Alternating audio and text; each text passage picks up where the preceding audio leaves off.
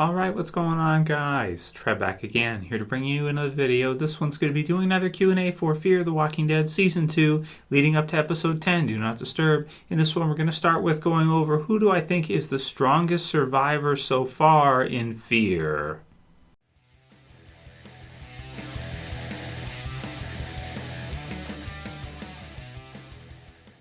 And spoiler warning, of course, if you guys haven't seen episode 9 yet, just as an addendum to add to the discussion, I did see some interesting comments that some people think that Alejandro may have actually cut around the bite. So if he was bitten on the neck, he may have cut it out, so to speak, right away.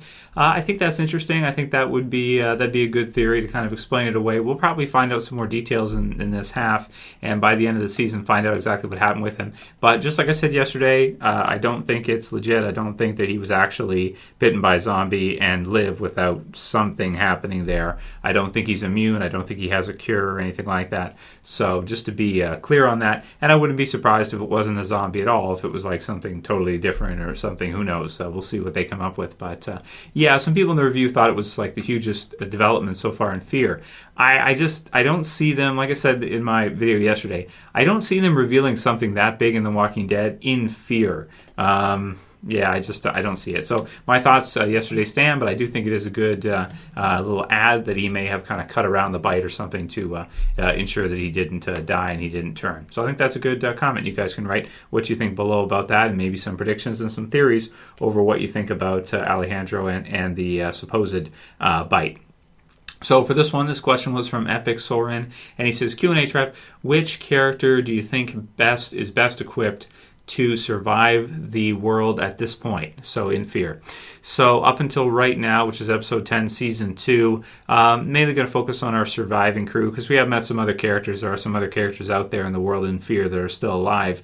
I think personally, out of our main cast and everybody, I mean, you've got a few I would put up there near the top, actually. Travis is one, because I think he's really smart, and his intelligence is going to be really useful if he becomes part of a group in surviving long term, maybe sort of somewhat like maybe a hybrid between Rick and Eugene, you could look at him as, I want to say. He's maybe not quite as good as Rick at using the guns and at fighting and that kind of stuff, but he's good enough, he's strong enough, and he also has skills. He's got mechanical skills, he's working on plumbing and stuff like that, which is really useful for any community, so they would probably want to protect him. And I think he's got diplomacy too. He's really good at diplomacy, I think. I think he's good at keeping peace, which sometimes could be a good thing, sometimes could be a bad thing if you meet somebody like the governor. But I think that Travis is one of the strongest survivors so far that we have. Also, Nick, except Nick gets himself in trouble for stupid reasons, as we saw in episode 9. But Nick goes through the ringer in Grotesque, absolutely. And that's part of the reason why I do like that episode, is because it really does show some real toughness on Nick, because he travels a huge distance. And he's able to survive. He's able to survive with almost nothing. And that shows a toughness that is very that is pretty rare. A lot of people would give up under those circumstances, and he doesn't. He's really tough. He's willing to get into the grit. He's willing to get into the dirty. He's willing to put on the zombie guts and everything, cover himself and blend in. And as we see right now in this episode with Madison and Strand and the others and Alicia, how useful Nick is. I mean, he can just cover himself and go right through that, and it's no issue for him. In fact, if he was even there, he'd probably already be covered, so they probably wouldn't, or at least he wouldn't be making a whole bunch of noise and racket, because he would be like, what are you guys doing? This is ridiculous. So I think, but he does get himself in trouble too as well. So he's a little bit of a loose cannon like that. But I think you have to put Nick up there as one of the strongest survivors for sure in his own way. Aside from those two, I mean, Strand is pretty strong, I want to say, but right now he doesn't look so, because he's been doing some stupid stuff.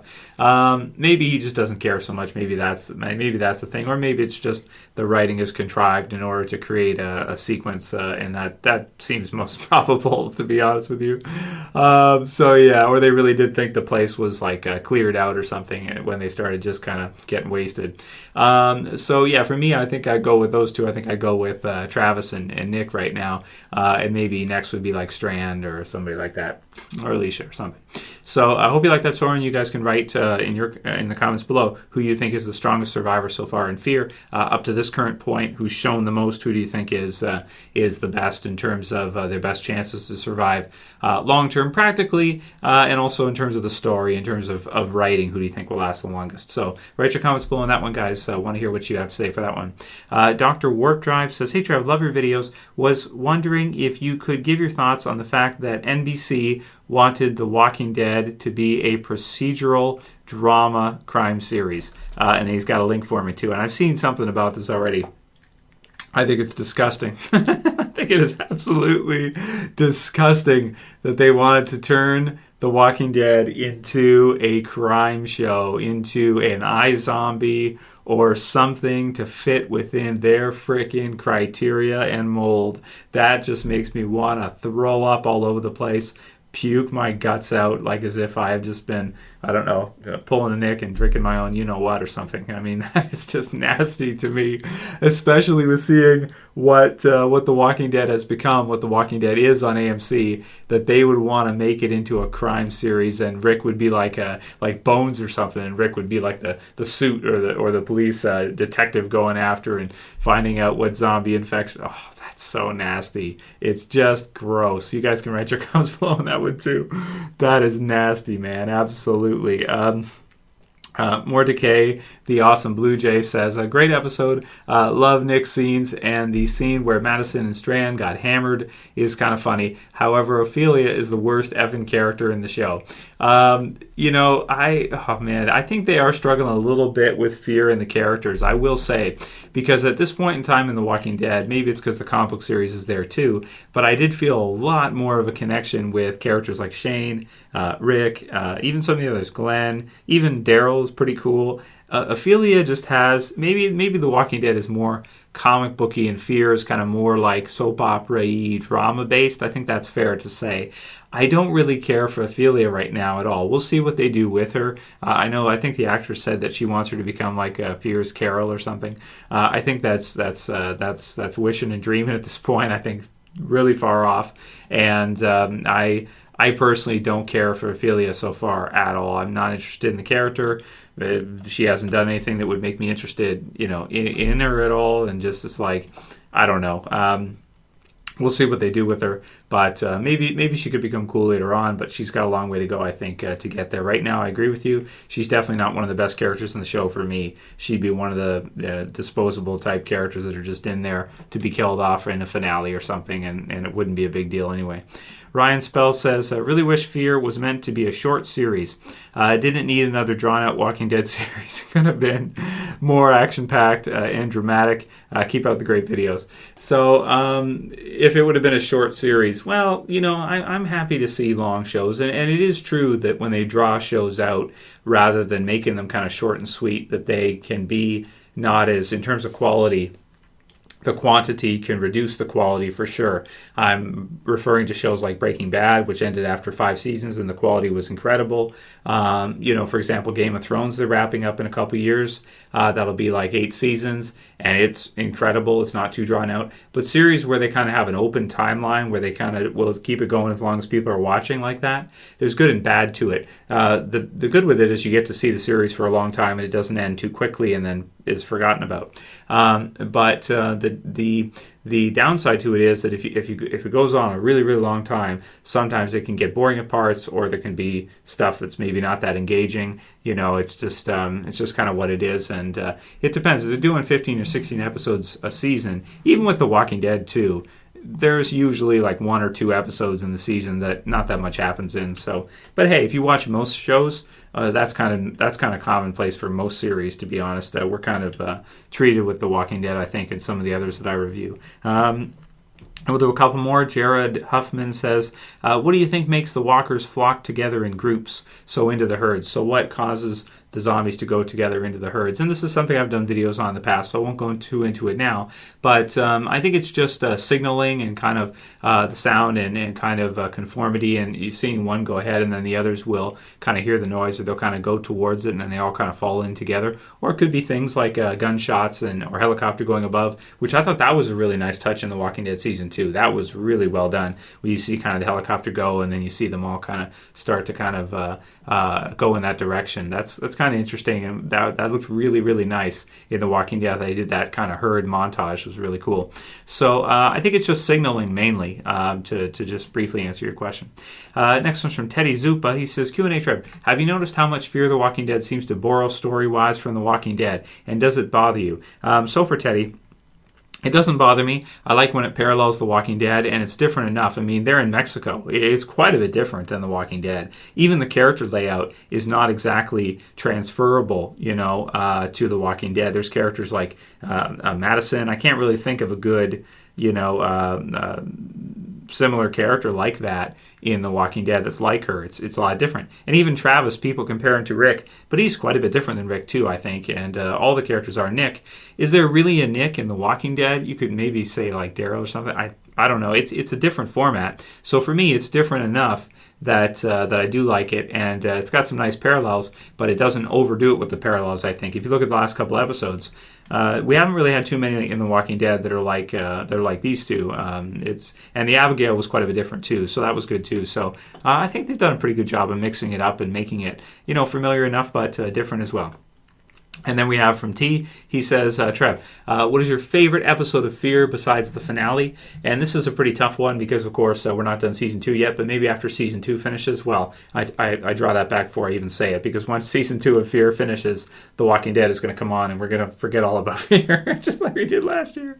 So I withdraw the statement, but if time wasn't an object, if time didn't exist and I had all the time I needed to make as many videos as I wanted to, I could probably do one where we do like the top 5 or top 10 best episodes after Season 2 of Fear. However, of course, because The Walking Dead's coming on, that's not going to happen, let's be honest here.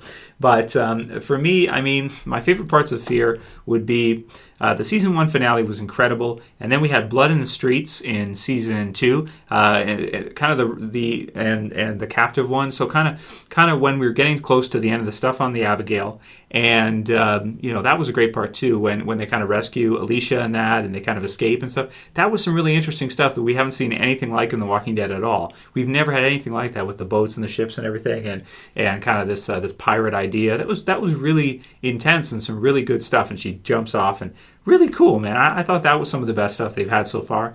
And I'd have to look at the episodes more closely to give you a number ranking. But the mid-season finale with the fire and everything, that was really great too. So they've had some awesome episodes in Fear so far. I might say the Season 1 finale is still the best, but I don't know. It depends what you like and how much you like zombie herds or not, because the Season 1 finale with the character death, with the landscape shots, and with the herd is pretty tough to beat as an episode of Fear by itself. You could even argue that episode's better than a lot of the Walking Dead episodes, and I wouldn't disagree with you if that was your stance.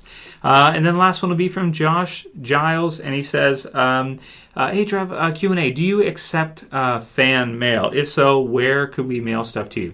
So right now I don't, Josh. Maybe in the future there could be some point where I could set up like a P.O. box or something, but the problem is, like, I do Q&As with you guys, I do a lot of videos already and everything, and that kind of stuff, it does take up quite a bit of time. So I'll let you know if I ever decide to set up some kind of fan mail system, but right now I'm good without it, and I'm just happy sharing with you guys. Plus, I don't want people sending me, I don't need anything. Like, I don't want people to send me, figures and stuff. Some people have offered, hey Trev, I can send you this figure for review, or I can say, if I want to do something like that, I can afford to buy it myself. That's not the issue. And also, I don't want you guys, to be encouraged to start sending me, stuff that maybe cost you, and if I really wanted it, I could get it myself. So that's what I'm saying. So right now, I'm good with it. You can send me questions for Q&As, and that's kind of how I like to interact with you guys.